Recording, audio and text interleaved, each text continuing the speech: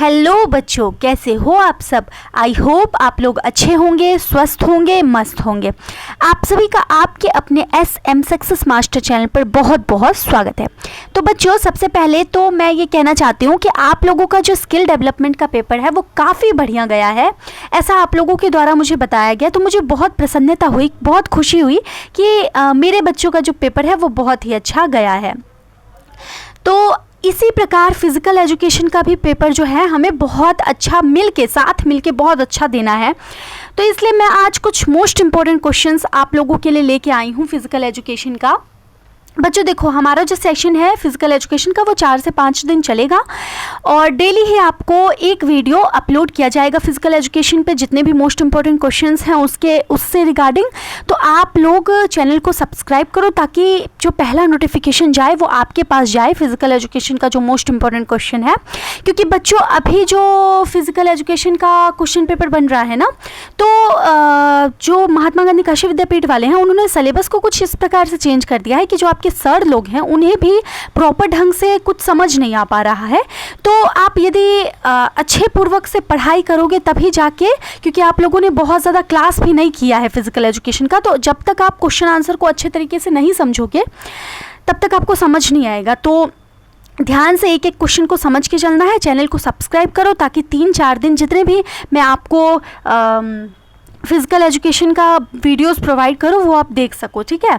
और आगे भी महात्मा गांधी काशी विद्यापीठ या उससे एफिलेटेड जितने भी कॉलेजेस हैं, SCPG हो गए या कोई भी कॉलेज, UP कॉलेज हो गया, तो उन सभी से रिलेटेड जितनी भी इन्फॉर्मेशन होती है वो सब प्रोवाइड करवाती हूँ। तो आप लोगों को बहुत ही हेल्पफुल होगा, ठीक है बच्चों। और महात्मा गांधी काशी विद्यापीठ में जो फिज़िकल एजुकेशन का एग्ज़ाम है वो 13 तारीख को होने वाला है माइनर वाले बच्चों का। तो आप सभी अपने एग्ज़ाम की प्रिपरेशन हमारे साथ जुड़कर बहुत ही अच्छे पूर्वक से कर सकते हो। तो चलिए बच्चों, बिना टाइम वेस्ट के शुरू करते हैं। आज हम 20 क्वेश्चन को सॉल्व करने वाले हैं, 20 क्वेश्चंस को। तो बिना लेट के शुरू करते हैं हम। तो पहला हमारा जो क्वेश्चन है वो कहता है कि खेल प्रबंधन का अर्थ क्या है, परिभाषा क्या है, प्रकृति क्या है और कार्य क्षेत्र क्या क्या होते हैं, विस्तार पूर्वक समझाना है हमें, ठीक है। तो जो हिंदी वाले बच्चे हैं वो भी पढ़ लेंगे, जो इंग्लिश वाले बच्चे हैं उनके लिए भी मैंने सब कुछ लिखा हुआ है, तो आप वहाँ से पढ़ सकते हो, ठीक है। तो क्वेश्चन क्या कहता है, खेल प्रबंधन का अर्थ, परिभाषा, प्रकृति और कार्य क्षेत्र विस्तार से समझाना है। सबसे पहले तो खेल प्रबंधन होता क्या है, तो अर्थ समझते हैं। खेल प्रबंधन का अर्थ है किसी भी खेल गतिविधि को सही तरीके से चलाना। कोई भी खेल है, कोई भी गतिविधि हम कर रहे हैं, तो खेल प्रबंधन का मतलब होता है कि उस गतिविधि को, उस खेल को सही तरीके से चलाना है हमें। इसमें योजना बनाना होता है और टीम बनाना होता है, संसाधनों को जुटाना होता है और इवेंट को सफल करना होता है। जैसे कोई भी इवेंट है तो उसको सफल करना होता है, योजना हम बनाएंगे, टीम बनाएंगे, संसाधन को जुटाएंगे। जैसे यदि आप क्रिकेट खेल रहे हो तो क्रिकेट में संसाधन क्या क्या हो सकते हैं, बैट, बॉल, तो ये सब नहीं रहेगा, कैसे खेल पाओगे। तो टीम नहीं आपका बनेगा तो कैसे खेल पाओगे। टीम बनता है ना क्रिकेट में, तो वो टीम जब तक नहीं बनेगा। तो खेल प्रबंधन का जो अर्थ होता है, सिंपल अर्थ, वो ये होता है कि योजना को बनाना, टीम बनाना, संसाधन को जुटाना और इवेंट को सफल बनाना। तो इसी को कहा जाता है खेल प्रबंधन। अब इसकी परिभाषा क्या है, खेल प्रबंधन वह प्रक्रिया है जिसमें सीमित संसाधनों का उपयोग करके खेल के उद्देश्यों को प्राप्त किया जा सकता है। खेल प्रबंधन का जो परिभाषा है वो क्या है, एक ऐसी प्रक्रिया जिसमें जितना संसाधन हमारे पास है उसका उपयोग करके खेल के उद्देश्य को प्राप्त किया जा सकता है, ठीक है। अब इसकी प्रकृति क्या क्या होती है, तो पहली प्रकृति, यह कला भी है और विज्ञान भी है। खेल जो है वो कला भी है और विज्ञान भी है। ये गतिशील है, खेल गतिशील होता है, ये नहीं कि स्थिर होता है। इसमें टीम वर्क ज़रूरी होता है। जब भी हम खेल खेलते हैं तो उसमें टीम वर्क बहुत ज़रूरी होता है। टीम नहीं बनाओगे, टीम में सब एकजुट मिलके नहीं रहोगे तो कैसे खेल खेल पाओगे। क्रिकेट में मान लो टीम नहीं बनेगा, टीम वर्क नहीं हो पाएगा, तो कैसे खेल खेला जाएगा, ठीक है। अब इसके कार्य क्षेत्र क्या है, तो खेल प्रबंधन के कार्य क्षेत्र क्या क्या हो सकते हैं, तो स्कूल और कॉलेज के खेल जो हैं वो भी खेल प्रबंधन के अंतर्गत आएंगे। जिला और राज्य स्तर के टूर्नामेंट जो हैं वो भी आएंगे। SAI, BCCI, IPL, Olympic sports academy, ये सब भी आएंगे किसके अंतर्गत, खेल प्रबंधन। जिम, फिटनेस सेंटर, ये सब भी खेल प्रबंधन के अंतर्गत आते हैं, क्योंकि यहाँ पे भी प्रॉपर एक संसाधन को जुटाना रहता है, योजना बनाना रहता है, टीम बनाना रहता है और फिर उसके बाद एक इवेंट रहता है जिसको सफल बनाना रहता है। तो ये सब भी किसके अंतर्गत आएंगे, कार्य क्षेत्र कहाँ के हैं, तो खेल प्रबंधन के हैं। आज के समय में खेल प्रबंधन में बहुत अच्छी नौकरी मिल जाती है, जैसे योगा भी आपका आ जाएगा खेल प्रबंधन के अंतर्गत ही, तो उसमें कितना अच्छा नौकरी मिल रहा है आजकल के लोगों का। तो यही चीज़ें हैं। अब सेकंड क्वेश्चन की ओर चलते हैं। तो खेल प्रबंधन के उद्देश्य और मार्गदर्शक सिद्धांत क्या है, खेल प्रबंधन क्या है बताइएगा, कमेंट ज़रूर कीजिएगा। खेल प्रबंधन क्या है, अभी अभी मैंने बताया है आप लोगों को। तो खेल प्रबंधन के उद्देश्य क्या है और मार्गदर्शक सिद्धांत क्या है, इसको हम देखेंगे। तो सबसे पहले खेल प्रबंधन के उद्देश्य को देखते हैं, ठीक है। खेल प्रबंधन के उद्देश्य को देखते हैं। तो खेल प्रबंधन का उद्देश्य हमारा क्या है, खिलाड़ियों का सर्वांगीण विकास करना, खिलाड़ी जितने भी हैं उनका सर्वांगीण यानी पूरे प्रकार से विकास करना, ये किसका उद्देश्य है, तो हमारा खेल प्रबंधन का उद्देश्य है खिलाड़ियों का पूरी तरीके से विकास करना। खेलों को लोकप्रिय बनाना, योजना बनाना किसका उद्देश्य है, तो खेल प्रबंधन का। तो खेलों को लोकप्रिय बनाना भी खेल प्रबंधन का उद्देश्य है। स्वस्थ समाज बनाना, एक समाज को स्वस्थ बनाना, ये किसका उद्देश्य है, खेल प्रबंधन का। फिर राष्ट्रीय एकता को बढ़ावा देना, जैसे टीम वर्क होता है ना यहाँ पे, तो वो क्या है, राष्ट्रीय एकता को बढ़ावा दिया जाता है। और संसाधनों का सही उपयोग करना, संसाधन का सही उपयोग करना भी खेल प्रबंधन के अंतर्गत आता है। अब मार्गदर्शक सिद्धांत क्या है, तो योजना, पहले से सब तय करना, पहले से सब तय किया जाता है ना कि एक खेल में इतने टीम बनेंगे, इतने टीम के मेंबर होंगे, इतने जैसे क्रिकेट की बात करें तो इतने बैट आएंगे, बॉल आएंगे, सारा योजना पहले से फिक्स रहता है।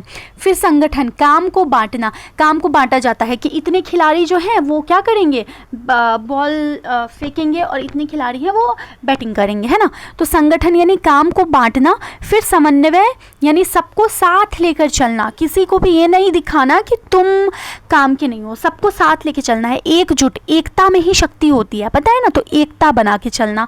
फिर निर्देशन, सही रास्ता दिखाना, एक टीम का लीडर बनाया जाता है तो उसका कार्य क्या रहता है, सभी को रास्ता दिखाना, सही रास्ता दिखाना, वही चीज़ है। फिर नियंत्रण, गलती पर सुधार करना, गलती पर सुधार भी किया जाता है, ठीक है। चलिए आगे चलते हैं। नेक्स्ट क्वेश्चन हमारा क्या है, नेक्स्ट क्वेश्चन कहता है SAI और AIU यूनिवर्सिटी स्पोर्ट्स काउंसिल की संरचना और कार्य लिखिए। SAI, AIU और यूनिवर्सिटी स्पोर्ट्स काउंसिलिंग क्या है, इसकी संरचना क्या है, इसके कार्य क्या है, इसको देखेंगे। तो सबसे पहले हम देखते हैं SAI क्या है, तो इसका full form sports authority of India, sports authority of India SAI का फुल फॉर्म है, इंपॉर्टेंट है, देख के चलिएगा। तो ये भारत सरकार का सबसे बड़ा खेल संगठन होता है। भारत सरकार का सबसे बड़ा खेल संगठन क्या है, sports authority of India, okay, हमारे भारत सरकार का सबसे बड़ा खेल संगठन होता है। इसके कार्य क्या है, तो इसके कार्य होती है खिलाड़ियों को ट्रेनिंग देना, स्टेडियम बनवाना और राष्ट्रीय शिविर लगाना और खिलाड़ियों को पैसा देना। तो जो हमारा स्पोर्ट्स अथॉरिटी ऑफ इंडिया है, इसका वर्क कुछ होते हैं, जिसमें से पहला है खिलाड़ियों को ट्रेनिंग देना, स्टेडियम बनवाना, शिविर लगवाना और खिलाड़ियों को पैसा देना, ओके। अब नेक्स्ट चलते हैं AIU क्या है, तो AIU हमारा क्या है, एसोसिएशन ऑफ इंडिया यूनिवर्सिटीज़, ये सभी यूनिवर्सिटी के खेलों को, association of India universities, okay, pronunciation में थोड़ा मिस्टेक हो गया था, माफ़ कीजिएगा। तो एसोसिएशन ऑफ इंडियन यूनिवर्सिटीज़, तो ये सभी यूनिवर्सिटी के खेलों को चलाती है। जितने भी यूनिवर्सिटी है ना, उन सभी खेलों को कौन चलाता है, उन सभी यूनिवर्सिटी के खेलों को चलाने वाला एसोसिएशन ऑफ इंडिया यूनिवर्सिटी है। और इसके कार्य क्या है, तो इसके कार्य जो है वो इंटर यूनिवर्सिटी टूर्नामेंट कराना और नेशनल के लिए टीम चुनना, इसके कार्य होते हैं। अब नेक्स्ट की ओर चलेंगे, तो नेक्स्ट हमारा है university sports council. University sports council क्या है, ये हर यूनिवर्सिटी में होता है, जितने भी यूनिवर्सिटी होते हैं ना, उन सभी यूनिवर्सिटी में ये होता है। इसके कार्य होते हैं कॉलेज के बीच खेल कराना, बजट पास करना, खिलाड़ियों को सर्टिफिकेट देना, है ना। तो ये कार्य होते हैं हमारे किसके, यूनिवर्सिटी स्पोर्ट्स काउंसिल, यूनिवर्सिटी, हर यूनिवर्सिटी में होता है, ठीक है। नेक्स्ट क्वेश्चन की ओर चलते हैं। तो हमारा नेक्स्ट क्वेश्चन कहता है पर्यवेक्षण का अर्थ, परिभाषा और सिद्धांत समझाइए। खेल प्रबंधन में इसकी तकनीकें क्या होती हैं ये भी बताइए। तो पर्यवेक्षण का अर्थ, सबसे पहले अर्थ हम समझते हैं, पर्यवेक्षण होता क्या है। तो पर्यवेक्षण का मतलब होता है काम करते समय ऊपर से निगरानी रखना। जब कुछ काम हो रहा है तो ऊपर से निगरानी रखने को ही क्या कहा जाता है? पर्यवेक्षण कहा जाता है। अब इसकी परिभाषा क्या है? तो पर्यवेक्षण वह प्रक्रिया है जिसमें किसी व्यक्ति के काम को देखकर उसे सही दिशा दी जाती है। जब कोई व्यक्ति काम कर रहा है तो उसको देखना ही पर्यवेक्षण का मतलब होता है। और परिभाषा होता है जब पर्यवेक्षण किया जा रहा है तो उसमें किसी काम को देखा जा रहा है तो उसको सही दिशा दिया जाता है।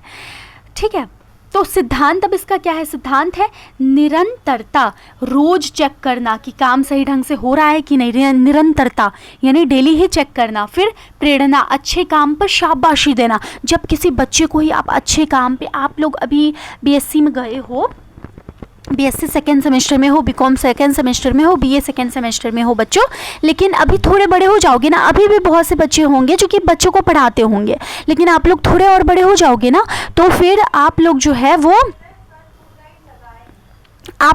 वो क्या करने लगोगे?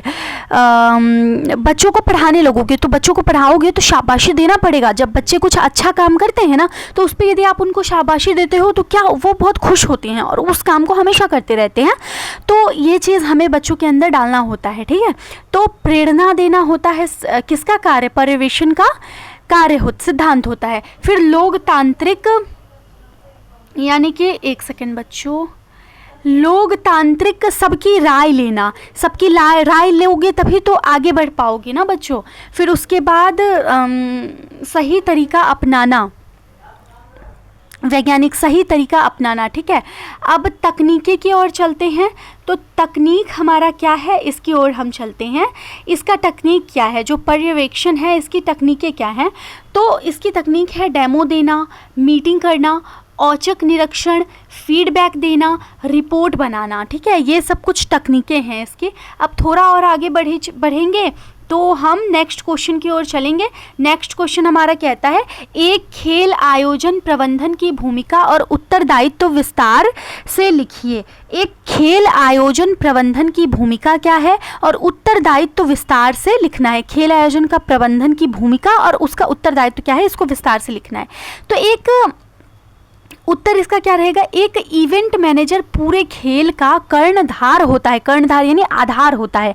एक जो इवेंट मैनेजर, एक इवेंट का जो मैनेजर होता है वो पूरे खेल का कर्णधार होता है। तो उसकी भूमिका क्या है और उसका उत्तरदायित्व क्या है? तो उसके काम क्या होते हैं? योजना बनाना, तारीख, जगह, बजट तय करना, टीम बनाना, रेफरी, वॉलंटियर, स्टाफ को काम देना, प्रचार करना, पोस्टर, सोशल मीडिया से लोगों को बताना, सुरक्षा, पुलिस, डॉक्टर, एम्बुलेंस का इंतज़ाम करना, पैसा स्पॉन्सर लाना और हिसाब रखना, और इवेंट के बाद रिपोर्ट बनाकर अधिकारियों को देना। अगर मैनेजर अच्छा है तो इवेंट 100% सफल होता है। ठीक है, तो मेन किसका कार्य रहता है? मेन इवेंट के मैनेजर का ही कार्य रहता है। नेक्स्ट क्वेश्चन की ओर बढ़ेंगे। तो इवेंट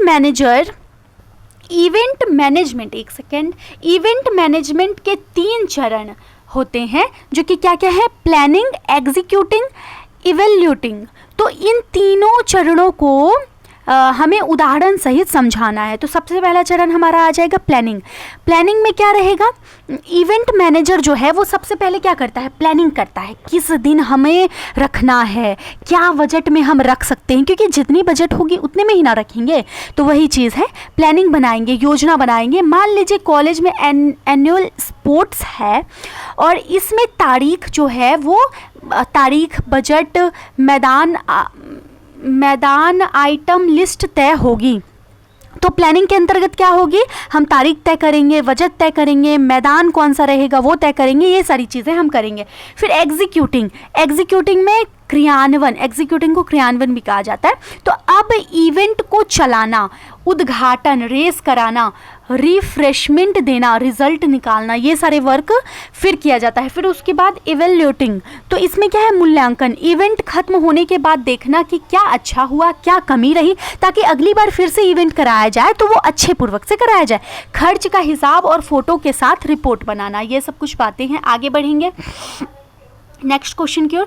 तो बजट का अर्थ क्या होता है, परिभाषा और बनाने के सिद्धांत। खेल आयोजन में बजट क्यों ज़रूरी है। सबसे पहले हम देखेंगे बजट का अर्थ क्या होता है, इसकी परिभाषा क्या होती है, इसको बनाने के सिद्धांत क्या होते हैं, और खेल आयोजन में जो बजट है वो क्यों ज़रूरी होता है। तो बजट का अर्थ क्या है, बजट का मतलब है सबसे पहले के अनुमान लगाना कि कितनी आय होगी और कितना खर्च होगा। ठीक है, बजट मतलब पहले से अनुमान लगा के चलना कि कितना बजट खर्च हो सकता है। जैसे आप ही लोग मान लीजिए एडमिशन लेते हैं कॉलेज में, तो पहले से सोच के चलते हैं, पहले से सोच के देखना पड़ता है कि मेरे बजट में है कि नहीं, मैं उस कॉलेज में एडमिशन ले सकती हूँ कि नहीं। क्योंकि बहुत से बच्चे प्राइवेट में एडमिशन नहीं ले पाते हैं क्योंकि उनके बजट में नहीं रहता है, क्योंकि प्राइवेट का फीस बहुत ज़्यादा रहता है ना, और तो इसलिए हमें पहले से ही बजट बना के चलना होता है।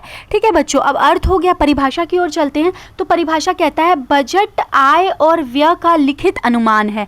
बजट दो जो है वो आय और व्यय दोनों का ही लिखित अनुमान होता है। अब इसके सिद्धांत क्या है, यथार्थवादी, हकीकत के पास हो।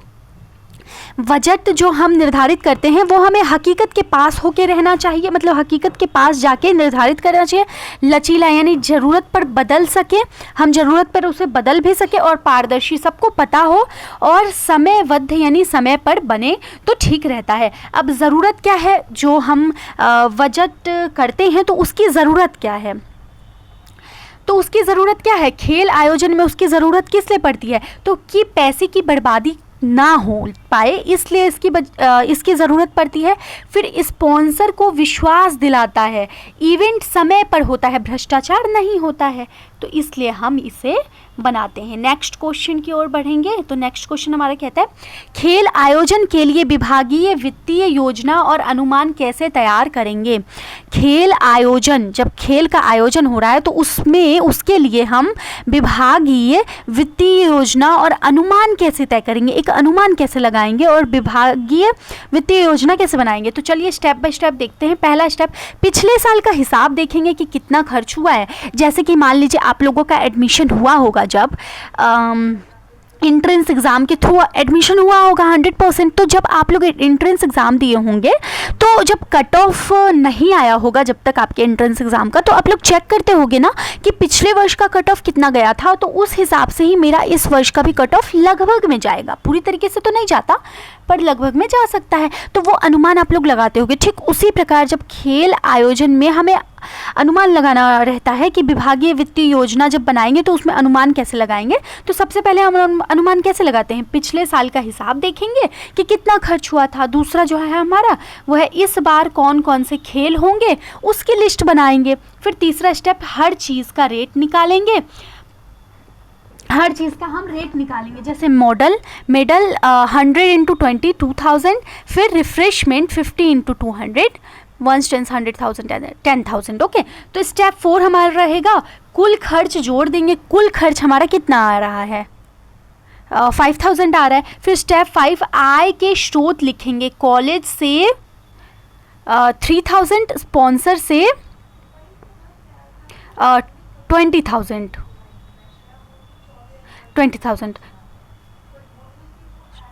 और इधर 30,000 है। ओके, तो फिर लास्ट में अंत में बैलेंस शीट बनाकर प्रिंसिपल से अप्रूवल ले लेंगे। ठीक है, यही तरीका होता है बनाने का। अब आगे चलेंगे 9th नंबर के क्वेश्चन पे। तो हमारा जो 9th नंबर का क्वेश्चन है वो कह रहा है कि व्यय प्रबंधन और वित्तीय रिपोर्टिंग की प्रक्रिया समझाइए। जो व्यय प्रबंधन है और जो वित्तीय रिपोर्टिंग है इसकी प्रक्रिया समझाना है। व्यय प्रबंधन, इसका मतलब है बजट से ज़्यादा खर्च ना करना, व्यय को प्रबंध करके चलना। बजट, इसका मतलब है बजट से ज़्यादा खर्च ना करना, हर छोटा बड़ा बिल संभाल कर रखना, लोग मिलकर पैसा निकालेंगे। तो ये व्यय प्रबंधन का जो है वो मतलब होता है। अब आगे चलेंगे तो वित्तीय रिपोर्टिंग की प्रक्रिया क्या है। तो वित्तीय रिपोर्टिंग की जो प्रक्रिया है वो कुछ इस प्रकार से होती है। इवेंट खत्म होने के 7 दिन के अंदर पूरी रिपोर्ट बनाई जाती है। एक कुल आय, और दूसरा कुल खर्च, सभी बिल और रसीद, बचा हुआ जो हमारा पैसा है उसे देखते हैं, फिर ये रिपोर्टिंग प्रिंसिपल और ऑडिटर को दे दी जाती है। ठीक है, आगे बढ़ेंगे नेक्स्ट क्वेश्चन की ओर। तो नेक्स्ट क्वेश्चन हमारा कहता है खेल उपकरण खरीदने की प्रक्रिया और स्टॉक एंट्री का तरीका बताइए। खेल उपकरण खरीदने की प्रक्रिया क्या है और स्टॉक एंट्री का तरीका क्या है। तो खेल उपकरण की प्रक्रिया, खेलने की प्रक्रिया क्या है, मांग पत्र, कोच से लिस्ट बनाना, कोटेशन यानी 3 दुकानों से रेट मांगना। खेल उपकरण खरीदेंगे, जब कोई भी आप मान लीजिए बैट बॉल ही खरीदने जाते हैं तो क्या करते हैं, सबसे पहले तो एक लिस्ट बनाते हैं अपने जो गुरु, मान लीजिए आप बुक खरीदने जा रहे हैं, ठीक है, तो खेल उपकरण है तो मान लीजिए बैट बॉल ही खरीदने जा रहे हैं, तो बैट बॉल खरीदने जा रहे हैं तो सबसे पहले किस कंपनी का बैट लेना है तो वो अपने कोच से पूछेंगे ना, तो वही चीज़ है, कोच से सबसे पहले लिस्ट बनवाना, फिर कोटेशन। 3 पहले ही दुकान में जाके तुरंत ही नहीं खरीद लेना होता है, हम 3 दुकान में जाएंगे, तीनों दुकान में रेट को पता लगाएंगे, रेट मांगेंगे, ठीक है, रेट पता लगा लेंगे, फिर उसके बाद तुलना करेंगे, सबसे सस्ता और क्वालिटी वाला चुनना, मतलब कि सबसे सस्ता कौन सा है और सबसे क्वालिटी वाला कौन सा है, इसको हम चुनेंगे, ठीक है। फिर उसके बाद ऑर्डर, परचेज ऑर्डर देंगे और उसको ऑर्डर दे देंगे, फिर जांच, सामान आने पर गिनती और क्वालिटी चेक करेंगे, गिनती और क्वालिटी दोनों चेक करेंगे, फिर भुगतान बिल पास करके पैसा दे देंगे, ठीक है। तो ये प्रक्रिया होता है किसी भी खेल उपकरण को क्या करने का, खेल उपकरण को खरीदने का, ठीक है। अब स्टॉक एंट्री क्या था, स्टॉक एंट्री का क्या तरीका है, तो स्टॉक रजिस्टर में तारीख, सामान का नाम देखेंगे, कंपनी का नाम देखेंगे, मात्रा क्या है, रेट क्या है, किससे लिया गया है, ये सब लिखेंगे, ये सब जरूरी चीज़ें रहती हैं, ठीक है। नेक्स्ट क्वेश्चन की ओर बढ़ेंगे तो हमारा नेक्स्ट क्वेश्चन कहता है उपभोग और गैर उपभोग खेल सामग्री में अंतर 5 उदाहरण सहित बताइए। उपभोग खेल सामग्री क्या है, गैर उपभोग खेल सामग्री क्या है, इन दोनों चीज़ों में अंतर बताना है। तो उपभोग और गैर उपभोग, तो अंतर बताना है किसमें, यहाँ पे रॉन्ग लिखा हुआ है, देख लीजिएगा बच्चों, अंतर किसमें बताना है, उपभोग और गैर उपभोग में। तो उपभोग हमारा ये रहा, गैर उपभोग हमारा ये रहा।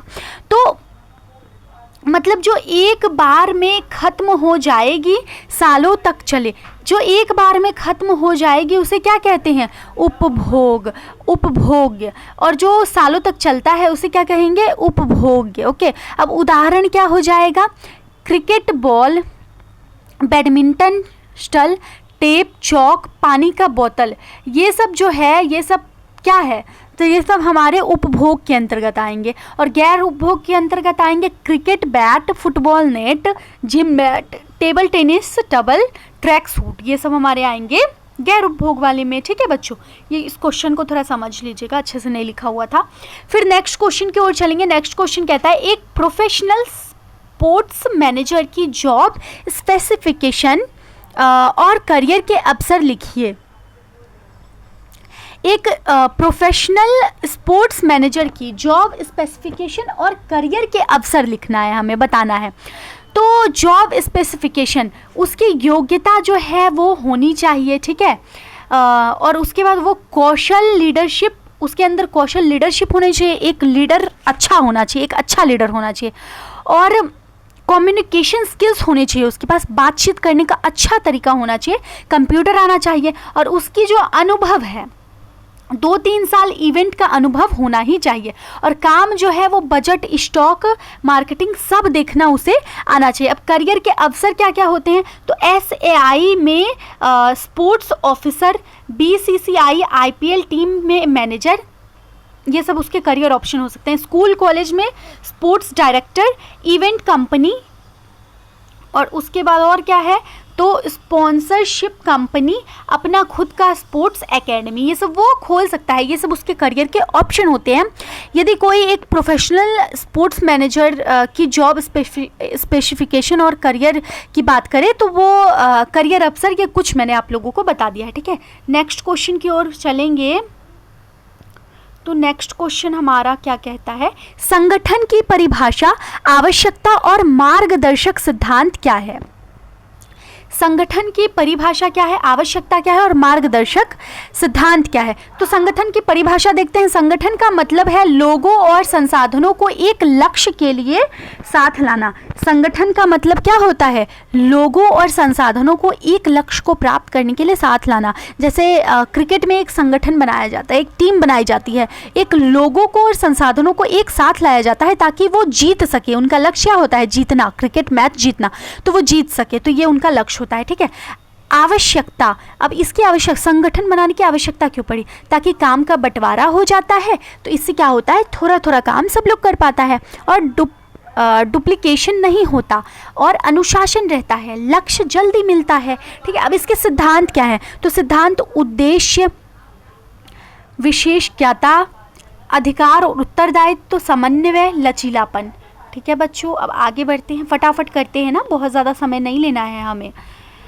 अब 14 नंबर के क्वेश्चन पे चलते हैं। तो 14 नंबर का क्वेश्चन हमारा कहता है, कोच या मैनेजर की पर्यवेक्षण में क्या भूमिका होती है। कोच या मैनेजर की पर्यवेक्षण में क्या भूमिका होती है। पर्यवेक्षण मैंने ऊपर बताया है, आप लोग कमेंट के माध्यम से बताओ क्या होता है पर्यवेक्षण। ठीक है। तो कोच मैनेजर की पर्यवेक्षण में क्या भूमिका होती है। कोच जो है वो मैदान का सुपरवाइजर होता है। उसके कोच क्या है, मैदान का सुपरवाइजर होता है।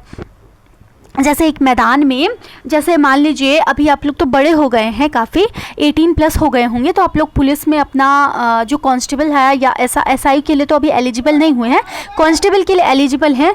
तो आप यदि कांस्टेबल में जाना चाहते हैं तो क्या होगा, आप जब रनिंग के लिए जाओगे तो वहाँ पे आपको एक कोच दिया जाएगा, है ना।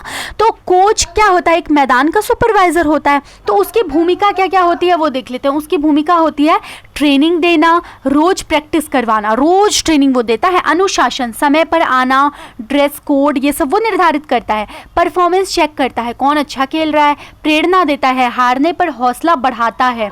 फिर समस्या समाधान, खिलाड़ियों की दिक्कत को सुनता है। रिपोर्ट, मैनेजर को खिलाड़ियों के बारे में बताता है। तो ये सारे उसके वर्क्स होते हैं। आगे बढ़ेंगे तो वित्तीय प्रबंधन के अवसर और चुनौतियाँ क्या है। वित्तीय प्रबंधन के अवसर और चुनौतियाँ क्या होती है। तो वित्तीय प्रबंधन का जो अवसर है वो है CSR फंड, बड़ी कंपनियां पैसा देती है, सरकार अनुदान, टिकट और विज्ञापन से आय, स्पॉन्सरशिप, ये सारी चीज़ें जो हैं वो वित्तीय प्रबंधन के अवसर होते हैं। अब इसमें चुनौतियाँ क्या क्या आते हैं, फंड की कमी हो सकती है, भ्रष्टाचार हो सकता है, गलत हिसाब हो सकता है, महंगाई आ सकती है, समय पर पैसा नहीं मिल सकता है। तो ये सारी जो है ये दिक्कतें आ सकती हैं। ठीक है बच्चों। नेक्स्ट क्वेश्चन, खेल उपकरणों की देखभाल और रख रखाव क्यों ज़रूरी है। खेल उपकरणों की जो देखभाल है और रख रखाव है वो क्यों ज़रूरी है। खिलाड़ी की सुरक्षा, टूटा हुआ सामान से चोट लग जाती है ना, तो खेल उपकरणों की जो देखभाल है वो ज़रूरी है, क्योंकि उससे खिलाड़ी की सुरक्षा होती है। टूटा हुआ सामान रहेगा तो खिलाड़ी को चोट लग जाएगा, फिर वो खेल नहीं पाएगा। फिर उसके बाद लागत बचत, बार बार नया नहीं खरीदना पड़ेगा। एक बार नया खरीद लो तो बार बार नहीं खरीदना पड़ेगा, एक बार अच्छा खरीदना चाहिए। लंबी उम्र, अच्छे रख रखाव से सामान 5-10 साल चलता है। अच्छा प्रदर्शन, सही उपकरण से खिलाड़ी अच्छा खेलता है। कॉलेज का साख, अच्छे उपकरण से कॉलेज का नाम भी होता है। ठीक है। तो ये सब कुछ एग्जांपल्स हैं। आगे बढ़ेंगे नेक्स्ट क्वेश्चन की ओर। तो नेक्स्ट क्वेश्चन हमारा जो है वो कहता है, बजट चक्र के चरण लिखिए। तो बजट चक्र के चरण क्या क्या है उसको बताना है। पहला चरण योजना बनाना, क्या करना है तय करना। फिर तैयारी, सभी विभाग में खर्च मांगना। अनुमोदन, कमेटी और प्रिंसिपल से पास कराना, पास नहीं कराओगे तो आगे कैसे बढ़ाओगे। तो क्रियान्वयन, बजट के अनुसार खर्च करना। मूल्यांकन, बीच में चेक करना कि सही जा रहे हैं हम कि नहीं। रिपोर्टिंग, अंत में पूरा हिसाब देना। ठीक है। तो ये कुछ चीज़ें हैं जो कि बजट चक्र के चरण होते हैं। आगे बढ़ेंगे नेक्स्ट क्वेश्चन की ओर। तो नेक्स्ट क्वेश्चन हमारा कहता है, स्टोरिंग और वितरण में किन बातों का ध्यान रखना चाहिए। स्टोरिंग और वितरण में किन बातों का ध्यान रखना चाहिए।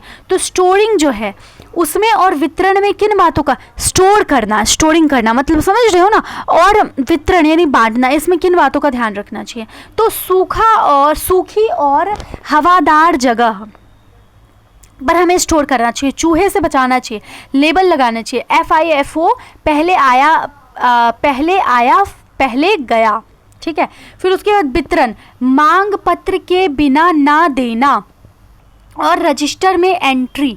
फिर लोगों का सिग्नेचर, महीने में एक बार स्टॉक चेक करना। फिर नेक्स्ट क्वेश्चन की ओर हम बढ़ते हैं तो हमारा 19 नंबर का क्वेश्चन कहता है खेल प्रबंधन के मार्गदर्शक सिद्धांत क्या है। खेल प्रबंधन के मार्गदर्शक सिद्धांत क्या है?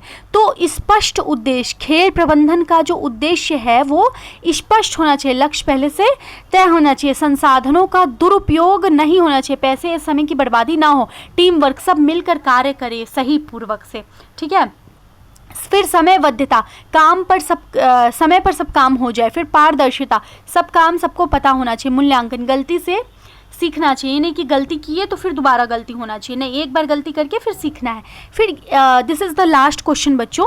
क्वेश्चन कहता है फिजिकल एजुकेशन प्रोफेशनल के लिए करियर इवेंट्स एंड और स्पॉन्सरशिप कैसे मिलती है, स्पॉन्सरशिप कैसे मिलती है?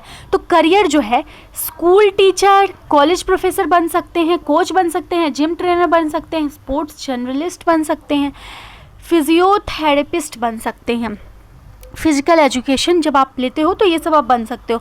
फिर स्पॉन्सरशिप क्या है, तो पाने का तरीका क्या है?